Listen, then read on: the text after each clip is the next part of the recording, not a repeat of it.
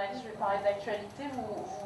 La thématique donc des experts comptables et des commissaires aux comptes, c'est, on l'a bien compris, soutenir la création d'emplois aujourd'hui et depuis quelques mois. Aujourd'hui, donc, on a le ministre de l'économie qui est sur notre territoire. On a une grosse manifestation de taxis par rapport à l'ubérisation. Donc, il y a un petit peu un dialogue, je pense, qui va s'instaurer dans la journée entre les deux. Pour vous, est-ce que l'ubérisation, ça crée de l'emploi ou ça tue de l'emploi? Et ça vous met face à quel défi dans votre profession par rapport à la réglementation qui va nécessairement devoir s'emparer de ce sujet, en fait? Je crois que l'ubérisation n'intéresse pas simplement les experts comptables, ça intéresse, je dirais, toutes les entreprises en France. C'est le sujet. Nous avons abordé, lors du dernier congrès de l'Ordre des experts comptables au niveau national, le sujet du numérique. Et effectivement, s'il y avait Nicolas Bouzou ici, vous parlerait de la révolution ou de la destruction des emplois créatrices de nouvelles. Donc il y a une vraie mutation à tous les échelons. Et ça concerne aussi les experts comptables. Les experts comptables aujourd'hui, on s'aperçoit notamment dans ce qu'on sait faire le mieux, c'est-à-dire étudier les chiffres. On a une masse salariale globalement qui, en proportion, se réduit. Donc on n'emploie pas plus de monde qu'il y a quelques années. Et on s'aperçoit que c'est remplacé par d'autres charges, notamment tout ce qui est informatique. Aujourd'hui, on a la tendance lourde chez nous, effectivement, c'est moins de production avec des assistants comptables. Tout ça, ça va être repris en tout cas par le numérique.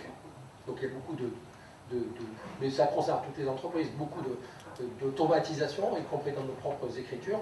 Par contre, ce temps-là, eh bien, on est en train de muter, de réfléchir comment l'employer ailleurs, et notamment dans le conseil. Et c'est pour ça qu'on se base sur le côté administratif, en disant n'en rajoutez pas, évitez de surcharger les entreprises avec de nouvelles réglementations qu'on retrouve après dans les cabinets. Parce qu'aujourd'hui, quelle que soit la loi, regardez celle qui vient en aide immédiatement en urgence, si on peut parler d'urgence, des textes qui sont pour une partie applicable immédiatement, donc l'aide aux entreprises des 2 000 €. Voilà une usine à gaz, on aurait pu très bien dire, on réduit les charges, jusqu'au SMIC on ne paye pas de charges, c'est terminé. Vous avez vu l'usine à gaz, et ça va être le boulot des experts comptables, il va falloir transcrire tout ça chez vous, dans des bulletins de salaire, etc. Donc, oui, l'ubérisation impacte également la profession.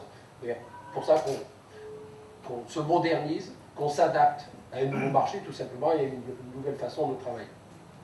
Nous avons lancé ces journées de l'international, justement parce que la profession ne s'intéressait pas trop à ce volet de l'économie.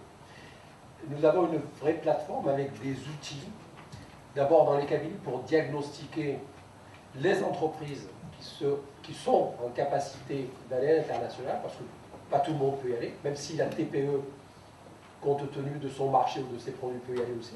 Donc on a un vrai outil d'abord de diagnostic dans le cabinet pour dire dans mon portefeuille, telle ou telle entreprise, elle peut y aller. Ensuite, on a cette plateforme avec toutes les aides, je dirais tous les outils nécessaires pour accompagner le chef d'entreprise, y compris des études de marché en fonction effectivement d'un produit. On a une vraie plateforme avec toute une base de données au niveau mondial. On a des correspondants. Alors, je vous rappelle juste pour la région, nous sommes membres de l'AMA, l'Arc méditerranéen de l'audit, c'est l'Espagne, Italie, France.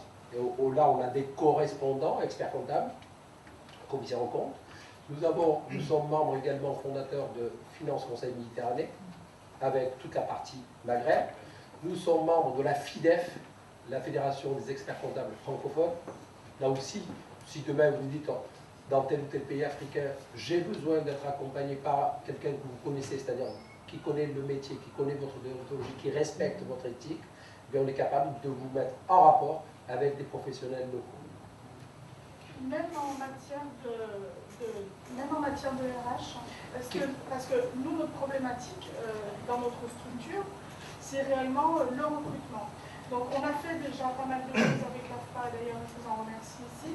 Cependant, à l'étranger, à l'international, qu'est-ce qui se passe? Parce que notre savoir-faire, c'est aussi ce que nous apprenons à nos salariés.